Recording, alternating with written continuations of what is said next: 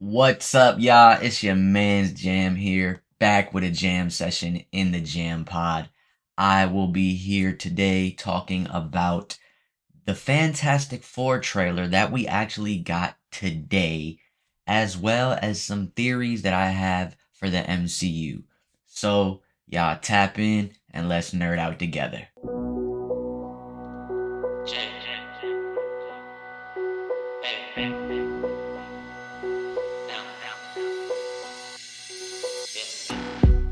So, gotta kick it off with y'all. First and foremost, I told y'all last week that I would have my guy Dennis from the alternate timeline here with me to talk about some Marvel rivals.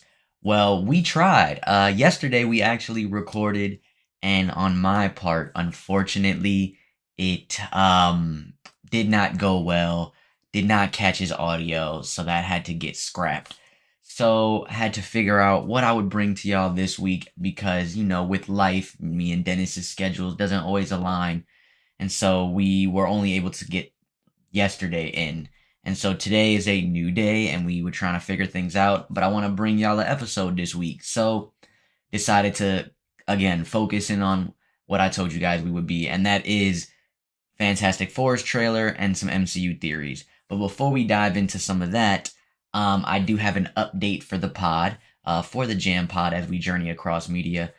Media for me is very big in all facets. I read a lot, and so that is really one of the big things that I wanted to focus on.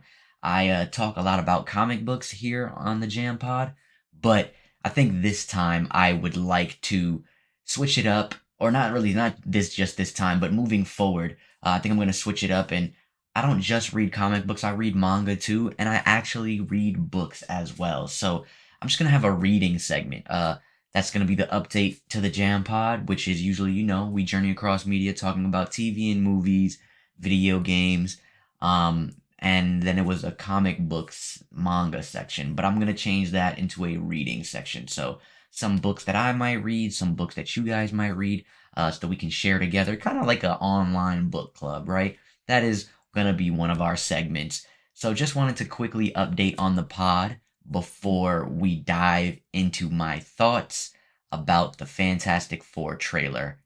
Let's get into it. So for this week, y'all, I gotta ask you to forgive me if I have a lack of energy.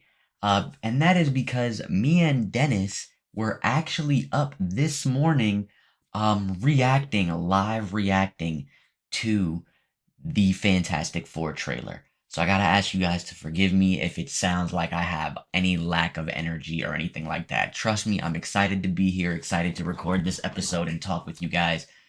It's just I am tired.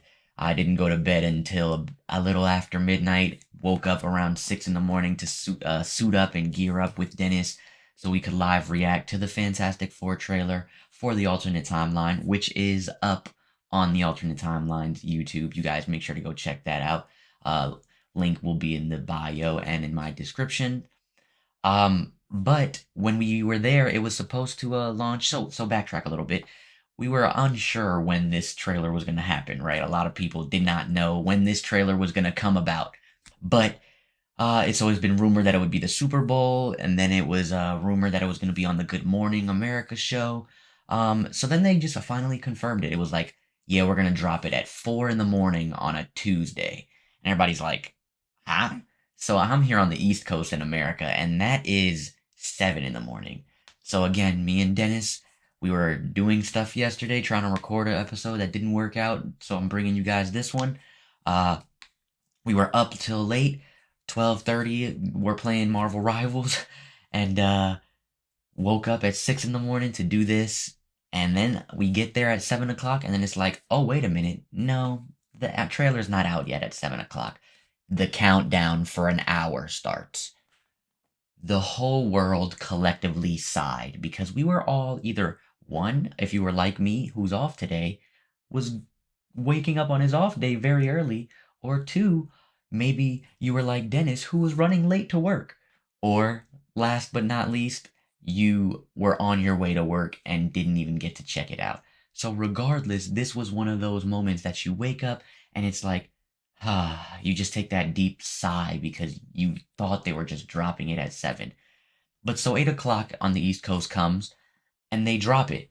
They have a whole like countdown where they bring the cast out and they greet fans at the space station. They have a host.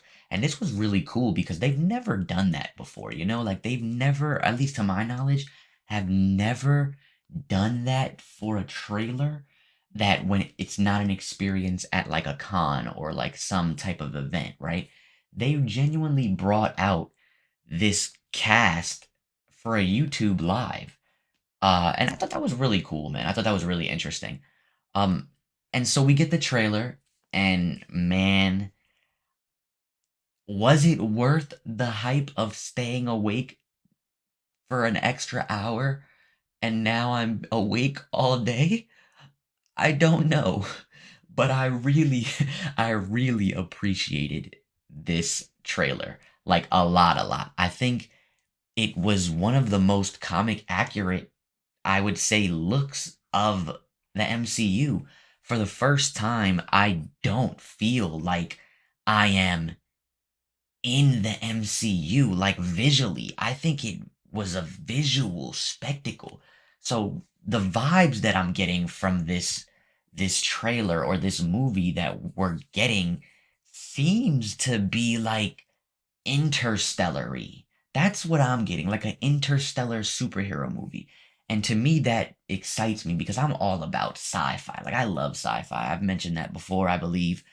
Um, and it just catches me on a whole different level visually. Like I think in the trailer, one of the best shots that I've ever seen in a MCU movie, one of my favorite shots personally, and that is of Sue Storm, the Invisible Woman, showing like her powers. Like it looks like she might be blocking something or pushing something back, and it just looks so good. Like the close up and the hand motion, and like the colors in the invisible, like it's like the color spectrum, and it just it hits so good. Like I don't know, it just works. Visually, it's one of the coolest things I've seen from the MCU. Um, and I love the whole retro 60s look, right? Like I think it's just such a cool aspect. I think Matt Shackman, who's the director, with that aspect ratio thing that he does from WandaVision, like it hits different, y'all. This trailer, if you haven't seen it, obviously we're doing our reactions and our thoughts on it now. And if you want my live reaction, you can check it out, like I said, on the alternate timeline with Dennis. But this just really hit me in a way that I'm excited for. I love the way the thing looks. The thing looks so comic accurate with his brows. The CGI on him looks awesome. My guy Snow, that's in the Wakandan Council, was upset, and not just him. A lot of people online were talking about they felt like he should be a little bigger. That was Dennis's first reaction to it. I'm like, yo, he's very comic accurate, bro. Like he's really, really comic accurate, like scarily comic accurate with the CGI. And I think that's because they had him in a bodysuit too. Like they put the actor in a bodysuit, and the actor's 6'1", So I think that hits really well. That's just my opinion. And I think I talked about it in the chat with Snow and stuff. Like I think that the like previous movie, the 2015 movie, really the F4 movie, I think it really did damage to what the F4 or and like superheroes what they are expected, because the thing is never just some giant rock monster like the Hulk, right? Like he's overshadowed by the Hulk. He's a regular sized guy. He's sick. I mean, he's tall. He's 6'1". I think he's 6'1", 6 foot, 6'1". The actor is 6'1". I think the thing is 6 foot. So I feel like he's there. I think in these images that they showcased or in the trailer, it doesn't look like that because in that final four straight, like Reed and Sue are a little bit standing in front of him, whereas Johnny and Ben are a little bit further back. I think that's the first thing, that perception alters height. And then I think the next thing would be I was telling them, I think because the actors all I looked it up, the actors all match the characters that they're playing's height. So I think it's very comic accurate to that. And if it's like an inch or two off, like they're not far. So it works. But I think not number one, the perception when they were all standing there because of their, where they're standing is number one. And then number two, I was saying that I think they're playing on the fact, like I think the boots that they wear, like that Reed and Sue and Johnny are wearing, are giving them a lift because I mean the thing is hundreds of pounds compared to them. So I think that is also a thing. Like his outfit is weighed down. I mean, he doesn't really even need to be wearing clothes, if we're being quite honest, besides pants. But I think again, backstory doesn't matter. I think that that's the focus is that it's like his boots might be weighing down. So that's like my second point. But overall, I think he's just very comic accurate, and I think a lot of the like again that movie and the fact that we haven't seen the characters in a while, like in really any adaptations, I think that has done us a disservice for what we're expecting on these characters are the representation. Like again, some people like my friend Snow and others believe that he should be a giant rock monster, and I disagree. I feel like he should be a regular sized, not regular size because that's average, but a taller, just giant rock guy, right? Like he's not huge, he's not the Hulk, and so that's just what I am appreciating of the fact of the thing, the way he looks. He's very comic accurate. Johnny looks really good in the flame on scenes and the flight scenes. Man, the way they showcase those flight scenes, oh, they were good, man. My guy Dennis texted me recently and was like, "Yo, somebody's saying that they are hiding him chasing the Silver Surfer," and I was like, "Yo, that's from the Rise of the Silver Surfer. I could see it. I'm not gonna knock it. I would see it, but I really just think it's him flying through the city, and it looks good, man. It looks good." Shout out to Matt again, the director, who they had in a scene where he's flaming on. As soon as he's flaming on, like the fire, like the flames, like they're impacting the camera, like it would get on a lens. And I think that was cool. I think that's really good detail to the visuals. The visuals, man, I think it literally, as I said before, it looks fantastic. No pun intended. Um, it doesn't look like it's in the MCU, and I hate to say that because I know that's a big critique with the MCU. A lot of people have, I guess myself included. I don't really think it's an issue or a criticism. I've never really had an issue with it because I think everything feels and does look different. But I understand when people criticize and say, "Hey, it has a distinct look." I get it, but this doesn't. Like it genuinely looks like I hate to say it. I don't want to say it and give comparisons, but it kind of reminds me of a Christopher Nolan movie. Like it visually looks that over like just great. Like it's overwhelmingly great to me, guys. I'm very invested. Um and I want to talk about the story, some of the characters. We all know the actors playing them. Pedro Pascal is Mr. Fantastic. Reed Richards. Joseph Quinn is Johnny Storm, the Human Torch. Ben Grimm is played by Iban Makra Abbas, who I'm very excited. The first thing I've ever seen him in is the Bear, so I'm excited to see this. He's fantastic. Again, no pun intended. And then Vanessa Kirby, who is Sue Storm, which I believe with this trailer, the way they made it seem, she's gonna be the focus of these movies. They also, I think, Kevin Feige or some of the casting people said that in that DC, in the excuse me, in the MCU, that when they were doing these castings, that the focus needed to be around the Sue Storm, who they're casting as Sue Storm. And Vanessa Kirby just embodies Sue Storm. Personally, it's funny to see Jack Kirby and Stan Lee's, or Jack Kirby more specifically, a Kirby, and now we're getting Vanessa Kirby in embodying this character, and she looks great. As I said, one of those my favorite shots in all of the MCU, just based off the trailer. Visually, it looks great, and she looks like she is embodying this character, as well as everybody else. I know there's been a lot of skepticism as Reed, as Mr. Fantastic, and I think I've watched this trailer like 4 or 5 times. I just watched it again before I recorded this with you guys, so you can get my fresh thoughts. And I don't think we see Reed stretching. And even with that, I feel like he looks like Reed Richards. Like I really get Reed Richards from him, and I think he feels awkward. He looks awkward. Like it feels kind of like Pedro Pascal got to be himself, and I think that's really natural. Like because usually he's playing some macho like guy, whereas Pedro himself has opened up about his anxiety and things like that, and so I think that's really cool that it seems like he got to be this awkwardly anxious character himself, and I'm looking forward to that. While also getting to be this smarter genius that Reed is.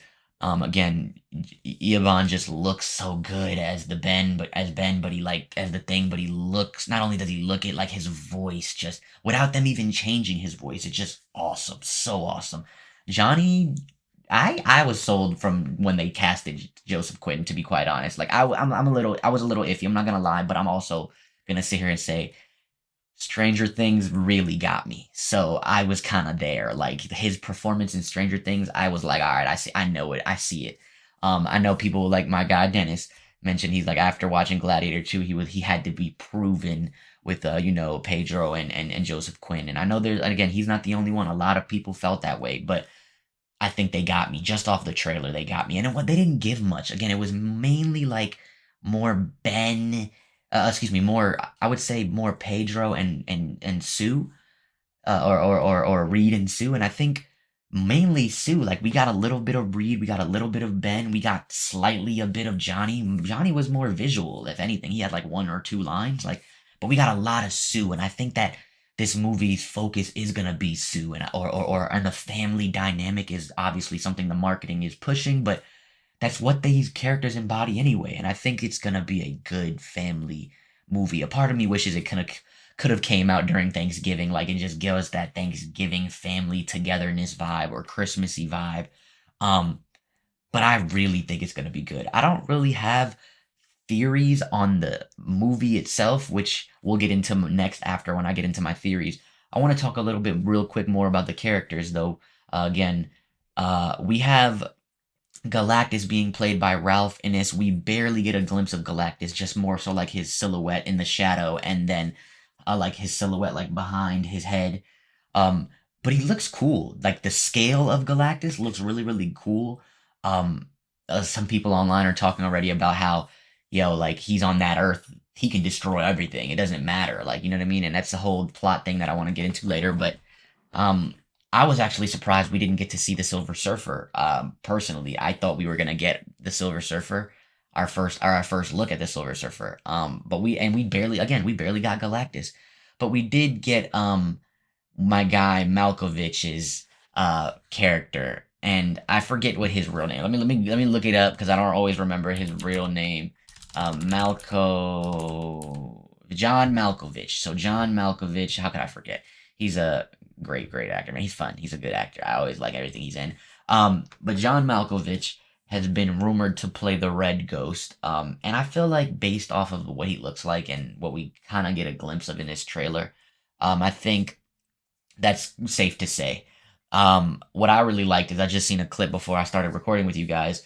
Is that Phase Hero from Brandon Davis and his crew over there, who used to be a part of comicbook.com. They mentioned, or Brandon mentioned, how he feels like we're going to see the parallels of the origin story with the Fantastic Four through the Red Ghost, and like him trying to emulate their powers essentially, like in the comics from issue 13. And I think that was really cool that he pointed that out. Like, we might get like a emulation, because I was telling Dennis and them, and you guys can look in our live reaction for this trailer, but I was telling them I think we're gonna get maybe a flashback of them becoming like getting their powers and getting trapped into this universe or something like that.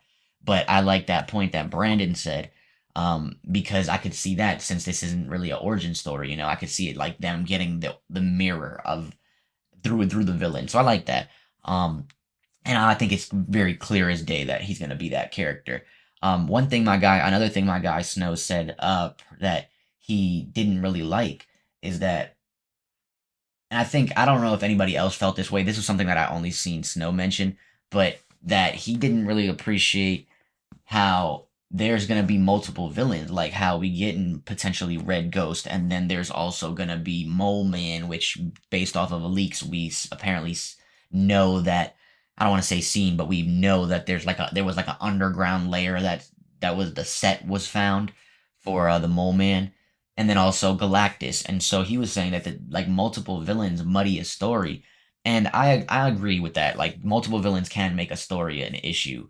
However, I think with a good story, it can be written really well, especially with some of the stuff that we've seen or kind of been reported from the movie. Not much has been like leaked or reported about this movie, but what we got in this trailer, a lot of it seemed like maybe first arc stuff. Like, and I think one of the things that we do know is that there's not gonna be a bunch of villains in the movie. I think if based off of like what my friend Snow was saying, I think the main focus would be that it's like a montage, like maybe we see them beat Mole, we see them becoming heroes or something like that. And that could just be a theory, me speculating, but I don't think it's gonna be muddied with a bunch of villains. Again, Mount Mole, the Red Ghost, and Galactus. I think we can be okay with that, knowing that Galactus is like the overarching bigger threat, and the Red Ghost is probably more like the emotional like connecting tie with I guess their origin story, like Brandon Davis mentioned.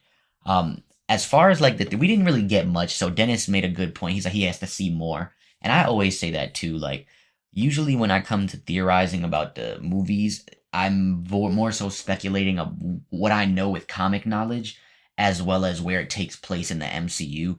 And for this one specifically, I'm kind of more so journeying and experiencing with it because I don't know how they're gonna swing this really with this having to also be a setup for Doomsday. Like we need this essentially to be something of a setup to Doomsday, Avengers Doomsday, which we know is the next Avengers movie. So I'm a little like skeptical on wanting to theorize. I have some theories that we'll get into next. But for the most part, that's what my thoughts are on the Fantastic Four trailer. So now I guess we will tap into some theories. So we're here to talk about some MCU theories. That's like the real main focus of this video, besides my thoughts on the Fantastic Four trailer. So I'll kind of segue from the Fantastic Four trailer and go so more with what my thoughts or excuse me, what my theories are. And realistically, I think me and Dennis had talked about this on maybe a TAT episode or something like that. But I think, as I said previously, this has to set up Doomsday. So I think the overarching thing about this movie is that this universe that we're going to be set into, this retro 1960s futuristic, universe, doesn't really matter. It matters in the sense of these characters are being built up to be heroes. So where we as the audience also appreciate them instead of having to have spent all the time that we've spent with them, like we have with Robert Downey Jr.'s Iron Man, Steve Rogers, Captain America, so on and so forth. I think it's more so building them up to be these larger than life characters. So we are like rocking with them too. And then they get thrown into this new universe, the 616 Sacred Timeline, where they're not known, and then it's just like who, like you know what I mean? I think that's kind of be where the I don't think this 1960s New York City matters. That universe, I honestly think Galactus might actually destroy the universe. To be quite honest, that's my big theory, along with others that I mentioned that he could go crazy on the Earth in New York City. I think it's bigger than that. I think Galactus can destroy the whole universe, which sets up my real Fantastic Four theory and why I think this movie sets up Doomsday. I believe Doomsday will be set up because Galactus destroys this universe and Doom that knows this Fantastic Four. Because if I'm not mistaken, I think the Fantastic Four are from our universe. They just got lost into this other universe.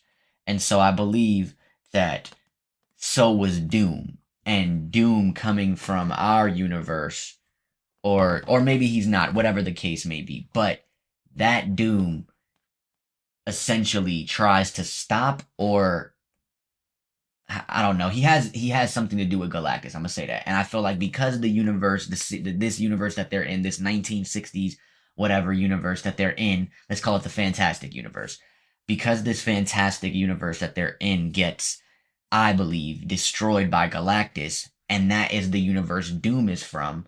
I believe it creates animosity with Reed and the Fantastic Four, and it sets up Doomsday. That's really the only theory working theory I have. There's a lot of holes in that. There's a lot of like different things I need to deal with, and kind of think about and look into. But for the most part, that is my overarching theory: is that Galactus destroys this universe, and so it doesn't really wind up mattering. And Galactus ends up coming to our universe, very canon to like how it was in the comics. You know, Galactus is from a past universe, comes to this one. And I think Doom also being from that universe comes, and he now is on his God Emperor stuff, hence Doomsday, and then building up leading into Secret Wars.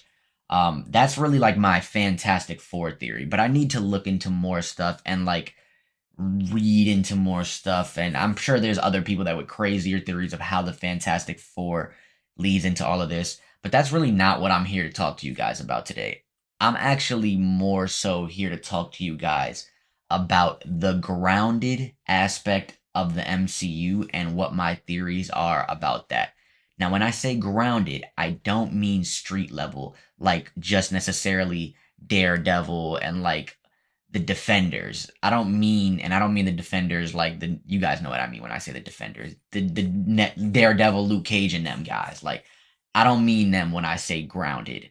That's more when I say street level. That's what I mean. I mean grounded in a sense of not universal, cosmic scales, multiversal, galactic, all of that. Like that's like Thanos level. Like it could still be an Avengers level threat, but in a different way. And so here, like I mean like it ain't Secret Invasion, right? The Marvels aspect, like, and that's what I mean. So when I say grounded, that's what we're here to talk about. So I want to bring up some of my notes here. I want to talk to you guys about this. This is what I've had a working theory going on with this for a while now. I actually even put out a TikTok, Instagram reel, YouTube short a while back last year before I rebranded to the whole podcast phase. I actually put out or Instagram and, or like I said, one of these videos about my theory. But now we're just gonna double down on it and really hone in on the details and focus on it. So Captain America, as we all know, which I will be doing a podcast episode about, Captain America 4 or Captain America Brave New World is coming in a couple weeks. We are recording on a Tuesday here, so it's like in 2 weeks basically. This movie, or a week and a half, this movie will be coming out. I think it's like 9 days now. So it's coming out soon. Dropping soon, and I'm ecstatic as a lot of people are. But I think this is gonna be the kickoff to a very pivotal focus and moving forward with the MCU moving forward. Anthony Mackie has just came out recently and said that this is gonna be the movie that's like the first Avenger, where it's like it's really gonna start off his tenure as Captain America for like the next 10 years, right, or something like that. And whereas Kevin Feige, he said Kevin Feige feels like they haven't captured that flair since Endgame, and this is gonna be that first movie to get to where they need to go to recapture that, or something like along those lines, right? And I think that's said neither here nor there. Everybody's been wanting a Captain America, or we need a Captain America, right? And so my thoughts are very detailed and complex when it comes to this. But I want to start with what we know. We already know based off of clips that we've seen so far and just leaked information and things like that, this movie is going to have the adamantium in it. The adamantium is going to come from the celestial that we got in the Eternals. And adamantium, based off of the clip, is going to be like the strongest, most volatile like substance in the universe and on the planet. Essentially, it's stronger than vibranium. It's not more, I would say, adaptive than vibranium. Vibranium is more, I guess, adaptive, or I guess volatile would be the better word. But an adamantium is going to be more durable, right? So we know that, and based off of this, we know, kind of like based off of Deadpool and Wolverine as well, we're starting to get thrown mutant stuff and X-Men stuff here and there, like just diving more into the mutant saga. We also, I think there was a report, if I'm not mistaken, saying that the Russo brothers are in talks to work around the X-Men, and honestly, I feel like that's maybe their best go-to to pull the trigger on, just because they're really good with ensemble cast. But that's neither here nor there. We know adamantium, we know mutants are coming, things like that. My main focus is talking about Captain America Brave New World and how I think it sets it starts what I believe can be a grounded level arc of the MCU. So we know Secret Wars is going to be the bigger overarching thing, right? But I believe Captain America Brave New World can be that grounded level foundation. Again, Secret Wars and Doomsday and Secret Wars are the big overarching event phase thing, saga thing, but for the multiverse saga. But I think this right here is starting what might come after that, Secret Wars and things like that. And so I want to talk to you guys about that. I believe this movie is going to be its own thing, first and foremost, like kind of piggyback from what's going on in this phase 4 and 5 stuff. Obviously, we focus on things that happen in the Eternals. like the Celestial. I also believe it'll have something to have to do with the with Black Panther Wakanda Forever, where it had like the government trying to deal with vibranium. I think it's gonna have something to do with that a little bit. But I think it's more so its own thing, focusing on Sam becoming Captain America, and really making this role his. Like, I love Falcon and the Winter Soldier. It's one of my favorite Disney Plus series. I also feel like he is already Captain America, but a lot of people feel like it needs to be proven to them. So I hope this movie does just that. With that being said, I think it, like, again, it's going to be its own thing, really setting up Red Hulk, Thunderbolt Ross, Harrison Ford as the Red Hulk. Not really so just setting him up because he's a new actor replacing William Hurt, but more so as the Red Hulk. You know what I mean? And the Red Hulk potentially having a future moving forward. Um, with that being said, I think again it's its own movie, and I think the way it ends, right, will personally, my belief is, and I'm sure others believe this as well, but I believe it's gonna lead right into Thunderbolts. The reason why I say that is I think this is just a headcanon theory now, but I think the way this movie ends, based off of the clips we have, you see President Ross asking Sam to rebuild the Avengers. Well, I think obviously based, Red Hulk turns into Red Hulk and they're gonna fight and stuff. So I think because of that, Captain America is going to choose not to make the Avengers like some. He's going to rebuild the Avengers, but he's going to choose not to make it a government sanctioned like agency, essentially, right? He doesn't want those government issues. He doesn't want those government ties. And so he recreates the Avengers. And I believe, my theory is, the whole battle for Tiamat, the Celestial, that's the adamantium. I believe that Sam retakes the Avengers. He makes the Avengers a non-government agency, but he takes the base of Tiamat. I think he makes Tiamat the new base of operations for the Avengers, just like in the comics. The sleeping Celestial is the base of operations for a while in the comics, or the new Avengers, if you will. Right? We'll get to that in a sec or a little bit later. But I believe that is what the premise is, and that's how the movie ends, setting up Thunderbolts, which is gonna be, again, Captain America, I'm recreating the Avengers. We're going to own this base so the governments of the world can't have it, and we will not be tied with the United States of America. We are going to be our own thing. I think that's how it ends. It's a brave new world, right? And I think from there, because that's what Captain America chooses, I think President Ross, Red Hulk, decides, I think he stays president.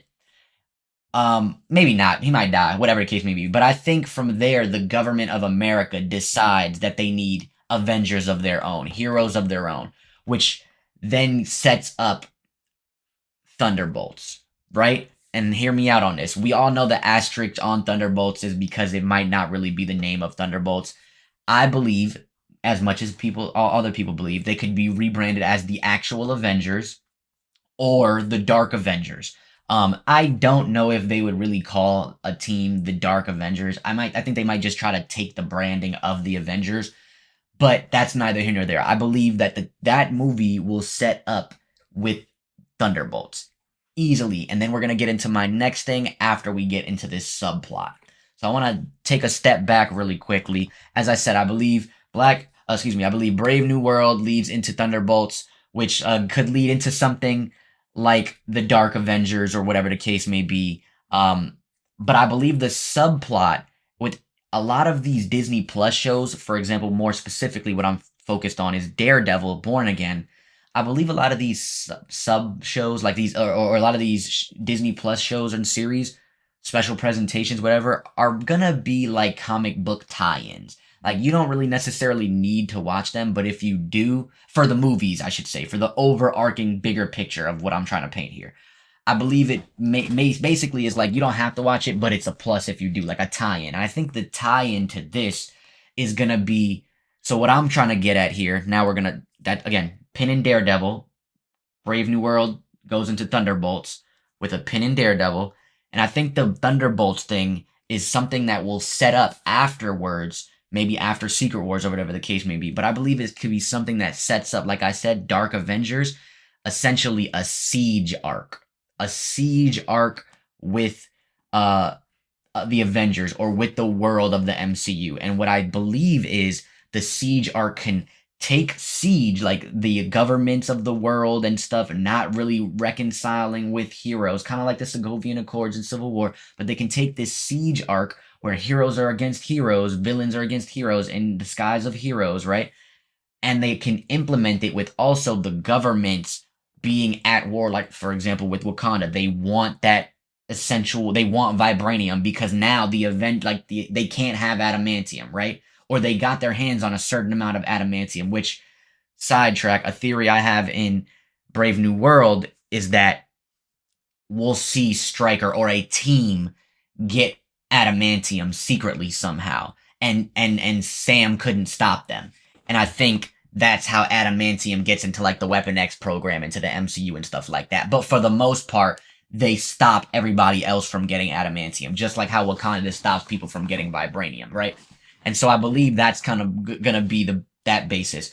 And I think, again, Brave New World sets up Thunderbolts, which Thunderbolts maybe after Doomsday or Secret Wars, maybe in between Doomsday and Secret Wars, because there is a movie that's slated to be there. But I think it could set up a Dark Avengers Siege arc that is combined with a MCU. You know, MCU always does an adaptation of a bunch of different comics together. I think the Siege arc for the MCU can add like a war for Wakanda, as well as the Devil's Reign arc from Daredevil. So that's that subplot that I was talking about. I want to put a pin in. So let's get back to that. I think that Daredevil Born Again subplot with the Kingpin can be tied into this Siege arc, because in my head, the Siege arc is essentially the governments of the world not having ties with the heroes, or they don't want, or they're having kind of like, they're skeptical about heroes, right? And I think Kingpin in Daredevil Born Again season 1, which we kind of seen based off the trailer, I think Kingpin takes advantage of this based off of Brave New World, because right after Brave New World, we get Daredevil Born Again. So I think that's the subplot, is that Kingpin takes advantage of the like citizens and the governments and of the world, their like skepticism of heroes, and he runs for mayor, and then he starts to outlaw all the heroes of New York City and things like that. And that's the subplot that tie in to my overarching Siege thing, which I believe could then come forth with Siege, or like with the, you know what I'm saying, with the Siege arc in my head in a Spider-Man film, because we know they that was talks for a while. They wanted the Kingpin and Daredevil to be in a Spider-Man movie. So I think all of that can essentially start a Siege arc. All of that can come together from a Siege arc and start with the focus of this coming movie in the next few days, which is Captain America Brave New World. I think it is a pivotal moment for the larger MCU, the larger grounded MCU. I should say that. Not the not the galactic, universal, multiversal thing. This to me is the more grounded and street level, which is why I said I'll get back to that. The more grounded aspect of the MCU. I think that is the overarching arc that they're trying to go for. A combined Devil's Reign, War for Wakanda, and essentially Siege arc. That's my theory. Hope you guys like that Siege arc theory. And that's really all I got for you guys when it comes to my MCU theory. I know it was a little long-winded, but we will be back. I know a lot of people love this stuff, so we will be back in not next week's episode, but the following, to talk about Captain America Brave New World. Now, before we head out, I got my last segment that I always gotta get into with y'all, and that is my reading section. So let's talk about some stuff that I'm reading. So I'm a little behind with my comics. I'll be quite honest, to be really honest. One, because last week's episode was a little bit delayed, and then two, because this week's episode is a little bit delayed. So I'm gonna give you guys what I picked up last week, as well as what I'll be picking up this week. Because this is early in the week, so I'm not gonna be picking them up yet. They're not out yet, but I'll be talking about those. So let's dive into that. But before we dive into that, I want to talk about something that's impacting the comic book community kind of severely, and that is Diamond filing for bankruptcy. It's been a lot of topic of conversation. I think it happened the news about 2 or 3 weeks ago. And yeah, it's impacting comic book stores significantly. A lot of people are like, no, well, Marvel and DC don't sell to them that much anymore. But Image and IDW and other comic book companies from like Boom, Dynamite, things like that do. And I read some of those comics, like Space Ghost, like, again, all of the G.I. Joe stuff, Transformers, like all of that stuff I read, Teenage Mutant Ninja Turtles. So it's impacting me. To the point where my local comic book store actually was, telling me, he emailed like a mass email out to people, like, hey, you guys have to use this website because the website that we currently use for our pull boxes, which is my pull box, doesn't work anymore because for certain comics, for certain comics, because of Diamond filing for bankruptcy, and he was hurt because he's been a partner as a local comic book store with them for, I think he said, about 30 years. So that's my local comic book store. So it has impacted businesses and people severely. And I think it's something that needed to be talked about. So I always say, if you're a comic book reader, go buy physical, help out your local comic book store, whatever you can do in this time to help them out because you still want to get your books. They still want to get you your books. So work together and figure that out.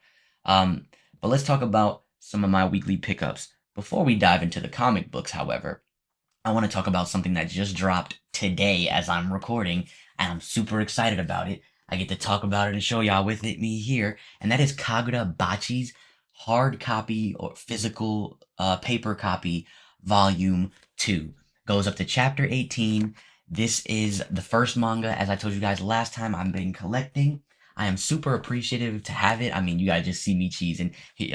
And for those that's listening in on the podcast, I'm cheesing. Super excited to have this, guys.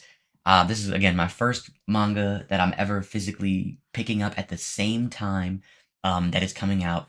I'm reading it weekly, and so I want to talk to you guys about that really quickly, is what I am reading weekly when it comes to the manga, right? So I'm a little behind in my manga too, about three mangas behind, but talk to you guys about everything that I'm reading.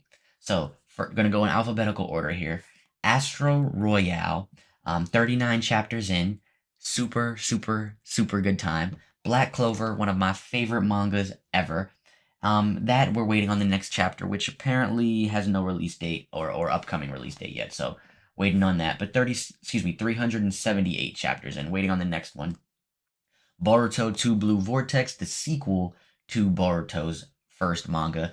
18 chapters in, a monthly one coming in 15 days. I am reading Dragon Ball Super. We're waiting on the next one-shot coming as we wait for the manga to come back.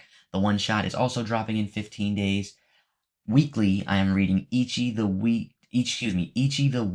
which is on chapter 20 right now. Weekly once again. As I mentioned, Kagura Bachi, we are currently 67 chapters in, but on the physical volume release, we are up to volume 2, which is 18 chapters in. Also, fan favorite here, Kaiju number 8, reading that 142 chapters in, which has been like a inconsistent timing thing. Sometimes it's bi-weekly, sometimes it's monthly. So different times with that one. But the next chapter comes in about 20 something days. Reading the new Shinobi Undercover manga, which is 19 chapters in. And then last but not least, I am reading Ultimate Exorcist Kyoshi, which is 30 chapters in. So really, really, really good time for my mangas. Been really appreciating all of the manga that I've been reading.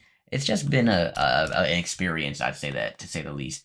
I would say, more manga digitally than I read comics digitally, but I read more comics physically than I read manga digitally.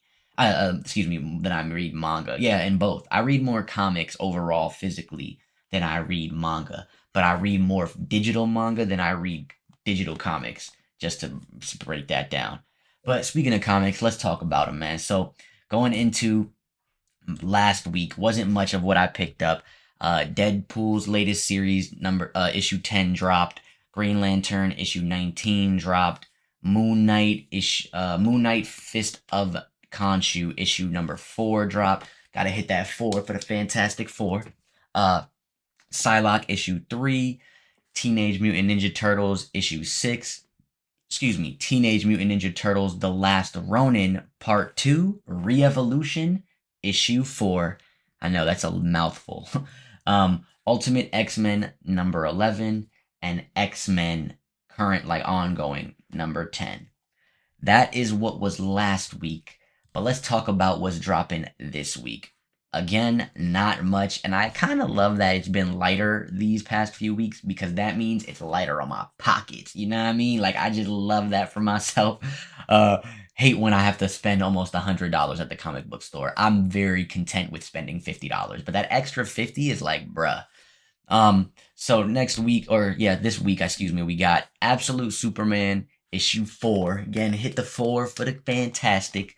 The Avengers number 23, Batman 157, Namor number 7, which I really love Namor's writing, and Jason Aaron's one of my favorite writers, so I've been appreciating that a lot.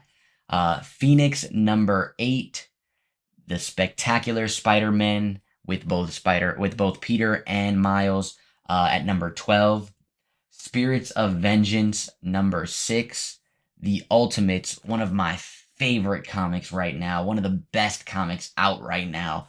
That's issue 9. And then Wolverine issue 6, which this Wolverine series is, by gosh darn it, fantastic. Uh, yes, I will keep saying fantastic because we are in the Fantastic Four era. You feel me? That's what I got. That's what I got. So before we head out, I want to wrap up with y'all really quickly, as I always do. So let's recap before we head out. Yeah, I got my thoughts on the Fantastic Four trailer. You kind of got an update on what's going on with me in the pod and how we're updating the pod. And you got a nice MCU theory that I want y'all to sit with. Again, Brave New World with a subplot after into Daredevil Born Again, then Thunderbolts, going into maybe setting up a Dark Avengers or Siege arc after Secret Wars, which can then lead into us getting the new Avengers. That's my big theory right there. Want y'all to sit with that and let me know in the comments. Let me know in the reviews what y'all think. And I hope you love this episode because this was kind of me getting back to, again, journeying across media and doing some live, not really live reactions, but thoughts on my reactions afterwards, things like that. So we're going to get back into more of that. Next week, however, is Valentine's Day starting to, get into the full effect. We are getting into the full effect of Valentine's Day. So I'm going to go see with my lady Love Hurts, the action movie with my guy Ki Guan. I want to make sure I always pronounce his name correctly. I'm bad with names in the first place, so I hate butchering people's names. And that's important to me, people's names. So, want to get it right. It is Ki Hui Kwan. Yeah, looking forward to going to see that movie, man, overall. So, next week will be, again, a Valentine's Day themed episode to talk about my review on Love Hurts. Because love be hurting sometimes, right? That's going to be that's going to be my movie review, but also talking about some Valentine's Day love stuff. See y'all next week, and let's gear up for new MCU stuff coming soon. Appreciate y'all for tapping in. Until next time, peace.